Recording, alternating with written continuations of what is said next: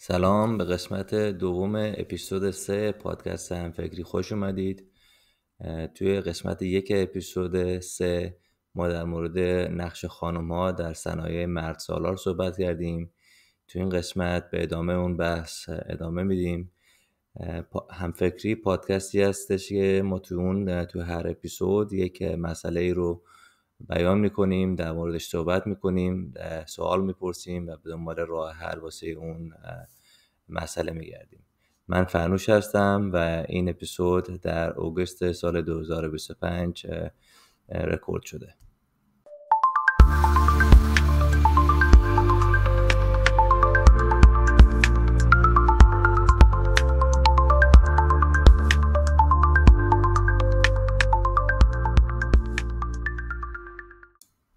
ما توی اپیزود اول یک نگاه کردیم به وضعیت برابری یا حالا عدم اون توی دو کشور متفاوت، استرالیا و ایران، و یک سری چالش‌های فکری و فرهنگی رو که توی جامعه وجود داره به اون نگاه کردیم. توی این اپیزود میخوام بیشتر به این دلایل نگاه کنیم و عمیق‌تر این موضوع رو ارزیابی کنیم. دلایل ساختاری و فرهنگی حضور کم خانم‌ها در صنایع فنی و مردسالار رو نگاه میکنیم. حضور محدود خانم‌ها در صنایع فنی و مردسالار تنها واسه اینکه استخدام نمیشن نیست. اینا ریشه های ترکیبی از عوامل فرهنگی، اجتماعی، آموزشی و ساختاری داره. این عوامل از دوران کودکی و آموزشی رسمی شروع میشه و در طول مسیر شغلی ادامه پیدا میکنه. یعنی شما بعد از همون دورانی که اون کودک داره، یا چه مرد چه زن دارن آموزش میبینن، آموزش رسمی میبینن، اینها باید این آموزش رو ببینن که برابری در حقوق خانم ها و آقایون یا برابری در حضور خانم ها و آقایون در صنایع بسیار بسیار بحث مهم و موثری هست واسه رشد جامعه و این آموزش از همون دوران کودکی باید شروع کنن و اینو در تمام مسائل زندگی و شغلی اینو ادامه بدن. بسیاری از صنایع فنی، حالا مثلا مثل ساخت و ساز، معدن یا انرژی، هنوز به شدت تحت سلطه فرهنگی مردانه هستند. اینجاها معمولاً با ویژگی‌هایی مثلا ارتباطات غیر رسمی بین مردان یا شوخی‌های مردانه و بی‌توجهی به نیازهای متفاوت کارکنان خانم شناخته میشن. مثلا من یک پروژه که خودم بازرسش بودم و پیمانکار روی اون پروژه کار میکرد و ما رفتیم که اون پروژه رو بازرسی کنیم، متوجه شدیم که مثلا یه چیز خیلی ساده واسه خانم ها، سرویس بهداشتی یا دستشویی واسه خانم ها تهیه نشده بود و تمام اون سرویس بهداشتی فقط متخصص به آقایون بود، با توجه به اینکه خانم ها هم توی اون سایت، توی اون محیط کار میکردند و وقتی ما اینو با اونها مطرح کردیم گفتن که خب اونها مثلا میتونن از همین سرویس مردانه استفاده کنن. خب ولی ما میدونیم که بسیار از خانم ها شاید راحت نباشن که این کار رو انجام بدن. یک مثال دوم که بزنیم، مثلا یک مهندس خانم در پروژه خط لوله گاز در کوینزلند گزارش داده بود که در جلسات روزانه که برقرار می شده، مدیران مرد اغلب به همکاران خانم کمتر فرصت صحبت دادن میدادن و بیشتر از تصمیم ها در مکالمات غیر رسمی بعد از اون جلسه بوده که باهاشون صحبت میکردن. یعنی مکانهایی که خانم ها به دلایل شخصی یا فرهنگی کمتر در آنها حضور داشتن خیلی تو این پروژه زیاد بوده و خانم ها فرصت در واقع بیان کردن ایده های خودشون تو این پروژه کمتر از آقایون داشتن. با وجود پیشرفت‌های اجتماعی هم هنوز بسیاری از مشاغل در ذهن جامعه جنسیتی تلقی میشه. مثلا شغل‌های مثلا مهندسی عمران، برق یا معدن مردونه دیده میشن، ولی مثلا شغل‌های مثل پرستاری یا آموزش زنانه حساب میان. خب این تفکیک ذهنی از همون دوران مدرسه و حتی در خانواده شکل میگیره که ما قبلا بهش اشاره کردیم که این کودکان باید از همون دوران اول آموزششون با اینها آشنا بشن و شغل یا اون حرفه رو به شخصیت یا جنسیت آدم ها ربط ندن. جالبه که این ذهنیت فقط در آقایون نیست و در خانم ها هم هست. مثلا یک مثال بزنیم مثلا در یک مدرسه در یک دبیرستانی در سیدنی استرالیا، زمانی که معلم پیشنهاد شرکت در کارگاه جوشکاری رو به دانش آموزان میده، بیشتر از 90% داوطلب‌ها پسر هستن و حتی دخترها با این بیان که این کارها به درد ما نمیخوره یا بیشتر مناسب پسر هاست این پیشنهاد رو رد کردن. خب این نشون میده که خود خانم ها هم حتی مثلا توی کشوری مثل استرالیا خودشون رو برابر با آقایون تو بعضی از صنایع نمیدونن. مثلا در استرالیا باز یک آماری واسهتون بگیم، مثلا 15% از دانشجویان رشته مهندسی خانم ها هستن، در حالی که 75% همون خانم ها رشته های پرستاری رو انتخاب میکنن. خب این 15% یعنی که اون خانم ها علاقه چندانی به رشته های فنی یا مهندسی ندارن یا کمتر دارن و این ریشه در خانواده شکل میگیره، همونطور که قبلا هم بهش اشاره کردیم. کمبود مسیرهای آموزشی و آگاهی رسانی هم تاثیرگذار بوده توی رشد خانم ها در صنایع فنی. بسیاری از دختران در دوران تحصیل فرصت کافی برای آشنایی با مشاغل فنی ندارن. مدارس کمتر برنامه‌های معرفی میکنن که بتونن این مسیر رو برای دختران باز کنن و اگر هم برگزاری میکنند اونها رو نمیتونن به نحو احسن تشویق کنن که به کارهای فنی رو بیارن. مشکل این چیه؟ مشکل چی میشه؟ مشکل این میشه که اون خانم ها، اون دخترها از همون سنین دبیرستانی الگوی خوبی رو واسه کارهای فنی نمیبینن و نمیتونن پیدا کنن که باعث میشه که دختران نتونن خودشون رو تو همچین مشاغلی تصور کنن. یک مثال موفقیت آمیز بزنیم از استرالیا. مثلا در ایالت ویکتوریا در استرالیا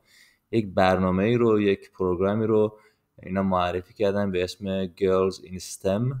یعنی خانم‌ها در STEM مخففی هست برای Science, Technology, Engineering and Mathematics،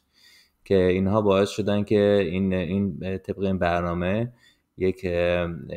تمرکز ویژه داشتن روی خانم‌ها که اونا رو آموزش بدن واسه ورود به مهندسی، که این باعث شد که در طی چند سال گذشته در طی 5 سال 40% خانم‌ها ورودشون به نقش‌های فنی افزایش پیدا کنه، که این خیلی موفقیت آمیز بوده و دارن بیشتر روی این کار فوکس میکنن و خانم‌ها رو بیشتر تشویق میکنن که به نقش‌های فنی، به شغل‌های فنی رو بیارن. خب ما به نبود الگوهای موفق خانم و کمبود راهنمایی‌ها اشاره کردیم. در صنایع مردانه تعداد خانم‌هایی که در پست‌های مدیریتی یا ارشدی هستن بسیار کمه. خب این مسئله گفتیم که موجب میشه که اون خانم‌ها یا اون دخترهای جوانتری که میخوان وارد این صنایع بشن الگوی خوبی نداشته باشن و یا منتور خوبی نداشته باشن که بدونن راه چاه چیه و چجوری میتونن وارد اون صنعت بشن و این کار رو واسهشون سخت‌تر میکنه. خب یه مقایسه میکنیم از نبود الگوهای موفق خانم و کمبود راهنمایی‌ها در دو تا کشور متفاوت، در استرالیا و از ایران. ما اگه اول از استرالیا بخوام بگیم وضعیت موجود چیه، با وجود اینکه ما در چندین سال اخیر یک رشد خیلی خوبی داشتیم و درصد خانم‌ها در پست‌های مدیریت خیلی رشد خوبی داشته، در صنایع فنی و زیرساختمانی همچنان پایین این رشد بوده. کمتر از 5% در مهندسی و ساخت‌وساز بوده. همین کمبود باعث میشه که خانم‌های تازه وارد کمتر بتونن از منتورهای همجنس خودشون استفاده کنن که اونا خب میتونستن از تجربیات اون منتورها استفاده کنن و اون مسیر شغلشون رو در واقع اون مسیر رو راحت‌تر واسهشون بکنن. این تأثیرش چیه؟ تأثیرش اینه که اون انگیزه کمتر میشه و استرس اون خانم‌های تازه وارد بیشتر میشه و در نهایت ترجیح میدن به کارهای کم استرس‌تر یا کارهایی که الگویی توش دارن و منتوری توش دارن بیشتر توجه کنن، چون که مسیری که باید طی کنن تو اون کارهای فنی که الگو کمتر دارن خب مسیر دشوارتریه قطعا واسهشون. راهکارهای رایج چیه تو استرالیا؟ برنامه‌های رسمی منتورینگ به وجود آوردن، درست کردن، مثل همون Women in Engineering Mentoring یا شبکه‌سازی‌های حرفه‌ای از طریق انجمن‌های تخصصی درست کردن و ایجاد گروه‌های حمایتی داخلی در شرکت‌ها رو درست کردن که فوکس رو میذارن روی خانم‌ها و از اون خانم‌هایی که مثلا تونستن توی مسیر کار فنی پیشرفت چشمگیری داشته باشن از اونا دعوت میکنن و به عنوان مثلا گست سپیکر یا به عنوان متخصص دعوتشون میکنن که در شرکت ها بیان و صحبت کنن و اون خانم های جوانتر رو تشویق کنن که به مثلا کارهای فنی یا به کارهایی که اغلب مردانه دیده میشه یک نگاه دیگه بکنن و اونا رو هم وارد به اون صنعت بکنن. خب حالا شرایط موقعیت توی ایران چجوریه؟ تعداد خانم‌هایی که در مدیریت ارشد صنایع فنی هستند بسیار محدود است، یعنی کمتر از 1% آمار شده. بسیاری از این خانم‌ها که به موفقیت‌های ارشد رسیدن مسیر خودشون به صورت انفرادی و یا غلبه کردن بر موانع فرهنگی طی کردن، یعنی بدون هیچ منتور یا هیچ الگویی اونا خودشون مسیر رو به سختی طی کردن و به اون مقام‌های ارشد رسیدن. خب این تاثیر این چیه؟ تاثیر اینه که اون خانم‌های جوان‌تری که میخوان به اون صنایع فنی وارد بشن به دلیل نبود الگو یا منتور خانم مجبور میشن از راهنمایی‌های مردان استفاده کنن که این الزاماً تجربه مشابه نمیتونه باشه، چون که به حال اون چالش‌های جنسیتی وجود داره بین خانم‌ها و آقایون و اون مسیری که اون خانم‌ها طی کردن همونجوری که قبلا بهش اشاره کردیم تو محیطی مثلا محیط ایران که محیط فرهنگی خیلی مردانه داره، خب الزاماً اون آقایون که به پست‌های ارشد رسیدن نمیتونن اون تجربه رو به نحو احسن به اون خانم‌ها به عنوان الگو نشون بدن یا راهنمایی کنن و گاهی حتی اون خانم‌های موفق حالا به دلایل فشارهای اجتماعی یا به دلایل دیگه اونا خودشون تمایلی هم ندارن که بخوان این نقش منتور رو واسه خانم‌های جوان‌تر داشته باشن. حالا راهکارهای موجود تو ایران چیه؟ از لحاظ رسمی تقریبا هیچ راهکاری نیست، ولی شبکه‌سازی‌های غیر رسمی و شخصی وجود داره. انجمن‌هایی هست که مثلا کوچکتر هستن و گروه‌هایی هست که خود در واقع اون خانم‌ها انجمن‌هایی درست کردن و آنلاین با خانم‌های مهندس و یا خانم‌هایی که در رشته‌های فنی هستن کانکت میشن و با همدیگه جلساتی میذارن و از تجربیات همدیگه استفاده میکنن. خب اینو گفتیم که این خیلی کار خلاقانه و خوبی هست، ولی چون یک مرکز متمرکزی نیست که اینو بر عهده داره و چون مرکز متمرکزی نیست که اینو میتونه گسترشش بده، در واقع این راهکار خیلی محدود هست و نیاز به یک ریویو کلی داره. خب حالا عوامل موفقیت خانم‌ها در محیط‌های مردسالار ما یک توضیح کلی میدیم، بعد یک نگاهی میکنیم به شرایط توی ایران و شرایط توی استرالیا. ما اینو قبلا بهش اشاره کردیم که خانم‌ها تو محیط‌های مردسالار به موانع و چالش‌های خیلی متفاوتی برخورد میشن و به راحتی نمیتونن این مسیر رو به اون پست‌های ارشد طی کنن، ولی با وجود این هستن خانم‌هایی که به جایگاه‌های مهم و اثرگذار رسیدن که این موفقیت‌ها تصادفی نبوده و اونا از در واقع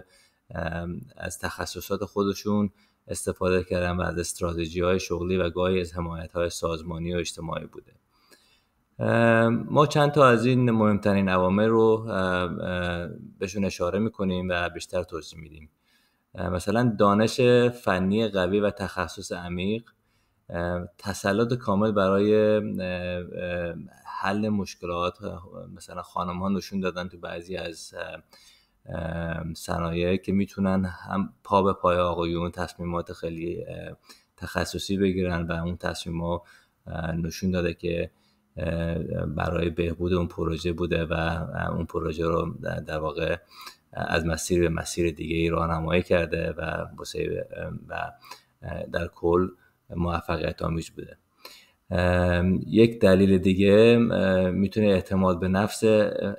به نفس مهارت ارتباطی خانم ها باشه. خانم هایی هستن که میتونن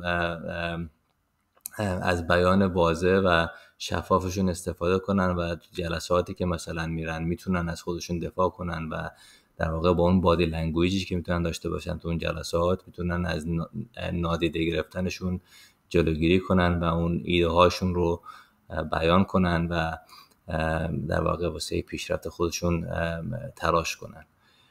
شبکه سازی حرفه‌ای میتونن داشته باشن، پروفشنال نتورکینگ، مثلا میتونن با همکاران مدیر خودشون یا با همکارانی که در شرکت‌های دیگه دارن کار میکنن اینا شبکه بندی‌های موفقی داشته باشن و بیشتر بتونن از تجربیات همدیگه استفاده کنن. یا مثلا میتونن با منتورهای، اگر منتورهای خانم کمیاب هست یا در دسترس نیست، میتونن از منتورهای آقا استفاده کنن. خب ولی در نظر بگیرن که اون مسیری که اون آقا طی کرده الزاماً مشابه اون مسیری که اون خانم طی میکنه شاید نباشه، به خاطر همون محدودیت‌های جنسی که وجود داره مخصوصا در جامعه مثل ایران. حالا وضعیت در استرالیا چجوریه؟ نقاط مثبتش اینه که وجود انجمن‌های رسمی و برنامه‌های منتورینگ هست که این برنامه‌ها خانم‌ها رو تشویق میکنن که به صنایع فنی بیشتر راه پیدا کنن و میتونن از منتورهایی که در واقع این مسیر رو طی کردن، منتورهای خانمی که این مسیر رو طی کردن، بیشتر استفاده کنن و بیشتر در دسترسشون هست این منتورها که بتونن در واقع راهنمایی کامل داشته باشن. حمایت قانونی از برابری فرصت‌ها هست که من قبلا بهش اشاره کردم تو قسمت اول این اپیزود که تو استرالیا یک قانونی هست به اسم Sex Discrimination Act که این قانون شرکت‌ها رو موظف میکنه که فرصت‌ها باید برابر هم به آقایون و هم به خانم‌ها ارائه بدن و اگر فرصتی هست و اگر اون خانم توانسته باشه که مثلا توی اون شغلی که داره به اندازه اون آقا تاثیرگذار باشه، اون فرصت ارتقا باید مشابه باشه بین این دو نفر. چالش باقی مونده تو استرالیا چیه؟ اینه که همچنان اون کلیشه های ناخودآگاه در محیط کار واسه خانوما هست که این باعث میشه که اون رشد پیشرفت یک کمی کمتر از اون چیزی که میتونه باشه. وضعیت تو ایران چجوریه؟ نقاط خیلی مثبتش اینه که خانم‌های موفق معمولاً پشتکار و انگیزه‌های بالایی دارن و مسیر پیشرفت با تلاش خودشون طی میکنن. تو بعضی از صنایع مثلا آیتی و طراحی مهندسی خانم‌ها سهم قابل توجهی از نیروی متخصص تشکیل میدن که نشون میده که تو این صنایع تونستن جایگاه واسه خودشون داشته باشن و با آقایون برابری کنن که قبلا هم به این اشاره کردیم که تو این صنایع اون کارفرمایان بیشتر به دنبال تخصص افراد هستن تا جنسیت افراد که این تونسته کمک کنه که خانم ها پیشرفت خوبی توی این زمینه داشته باشن. چالش هایی که دارن توی ایران خانم ها اینه که کمبود ساختارهای رسمی حمایتگر وجود داره که در واقع مؤسساتی نیست که اون خانم ها رو تشویق کنه، راهنمایی کنه، رهبری کنه. هیچ مرکز متمرکزی نیست که بتونه واسه اون راهنمایی داشته باشه. فشارهای فرهنگی و اجتماعی هست که بر بخشی از شهرهای ایران هستش که مثلا چیزای سنتی هست که مثلا میگن خانم ها مثلا بعضی کارها رو انجام نمیتونن بدن یا نباید انجام بدن و این چیزی است که این رشد خانم ها رو محدود کرده. بعد محدودیت در دسترسی به پروژه های میدانی یا نقش های مدیریتی هست که اون اگر نقش های مدیریتی هست و اگر پروژه های میدانی هست که نیاز به مدیریت ارشد داره، معمولا اونها رو به در واقع بین آقایون تقسیم میکنن که این باعث میشه که باز خانم ها خیلی به ندرت و به سختی بتونن رشدی که باید داشته باشن و توی صنایع فنی داشته باشن. خب ما یه جنبندی کلی میکنیم و چند تا پیشنهاد میدیم که امیدواریم که اون کارآفرینا، اونایی که تو موقعیت‌هایی هستن که میتونن نقش خانم ها رو یکم پررنگ‌تر بکنن توی صنایع فنی و تو هر کار دیگه ای، این پیشنهادات ما رو در نظر بگیرن. و ما خیلی دوست دارم که با شما دوستان یک سشن لایو داشته باشیم و درباره این موضوع خیلی جدی بیشتر با همگی بتونیم صحبت کنیم و از فکرها و از تجربه‌های همدیگه بهره مند بشیم. خب حضور خانم ها در صنایع مردسالار فقط یک بحث برابری جنسی نیست، اینا یک مزیت‌های رقابتی اقتصادی. تحقیقات نشون میده که تنوع جنسیتی در تیم‌های فنی و مدیریتی خلاقیت رو بیشتر میکنه، حل مسئله رو بهبود میکنه، عملکرد سازمان‌ها رو بالا میبره و از هر لحاظی که شما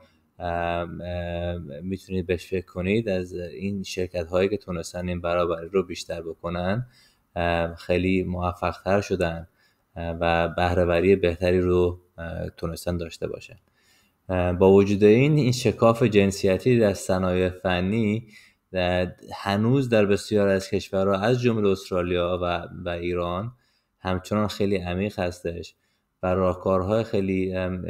متفاوتی و خلاقانه‌ای نیاز هست که به این شکاف ما صدمه بزنیم و اینو کوچیک‌ترش بکنیم. یه چند پیشنهاداتی که ما داریم واسه این راهکارها، یه 4-5 تاشو ما توی این اپیزود مطرح میکنیم و خیلی دوست دارم که کامنتاتون رو شما واسه من بفرستید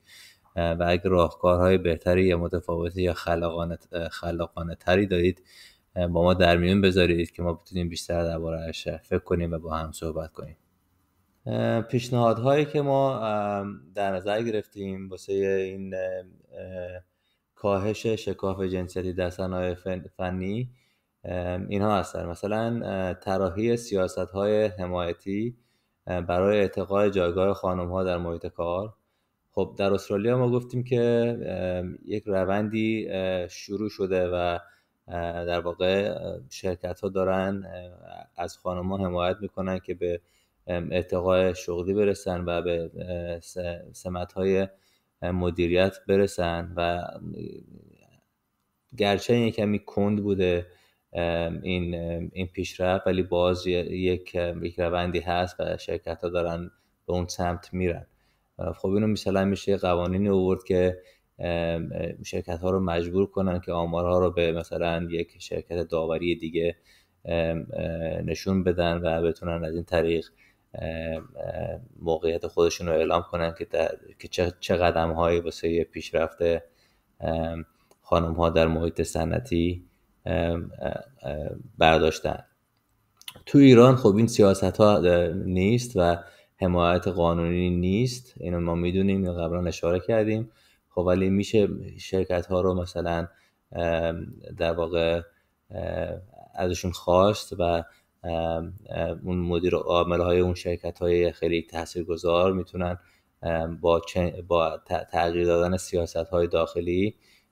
اون کارمندها رو در واقع تشویق کنن که بتونن این در واسه برابری بین خانم‌ها و آقایون تلاش بیشتری بکنن و فرصت‌هایی که پیش میاد برای ارتقاء خانم‌ها به اون فرصت‌ها بیشتر توجه کنن. شناسایی و اصلاح کلیشه‌ها در محیط کار، اجرای کارگاه‌های مثل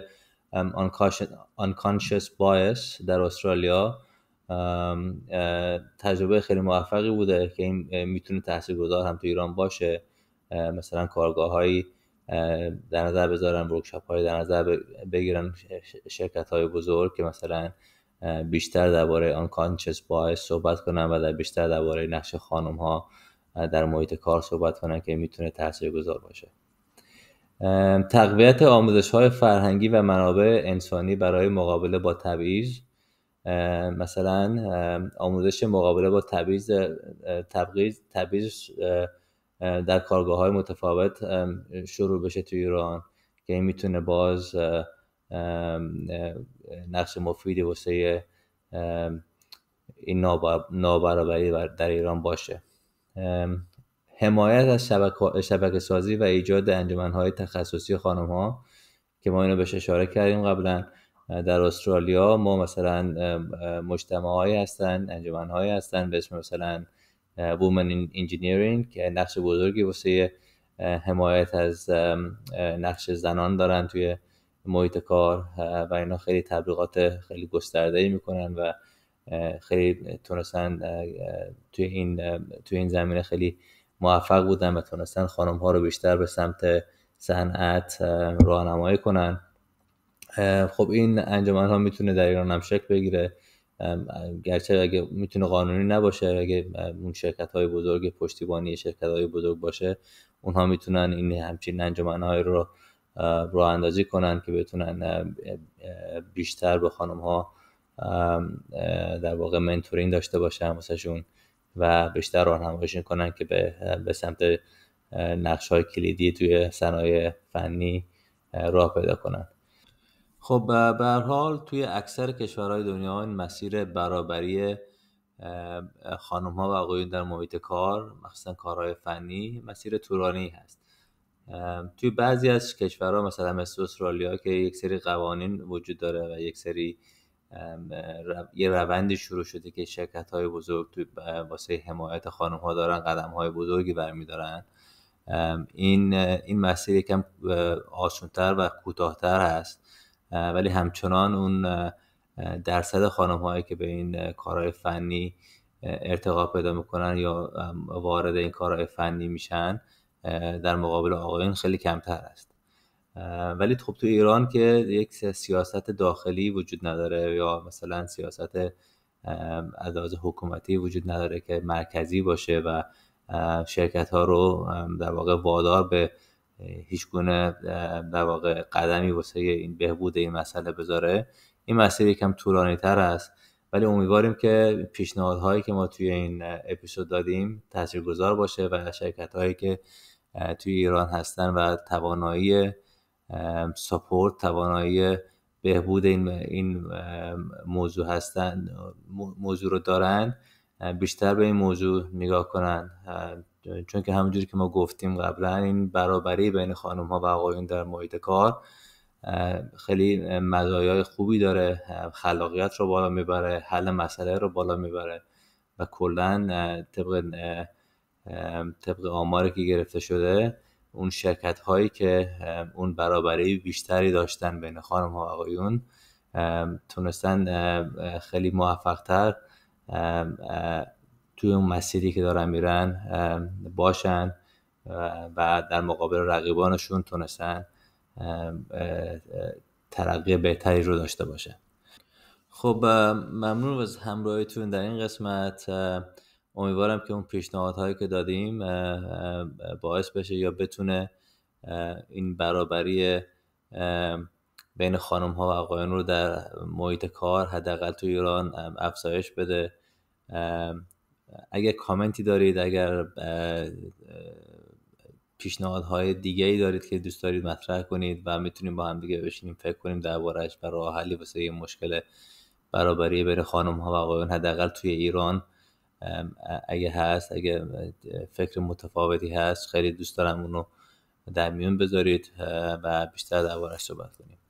با امید دیدار و تا اپیزود بعدی، خدا نگهدار.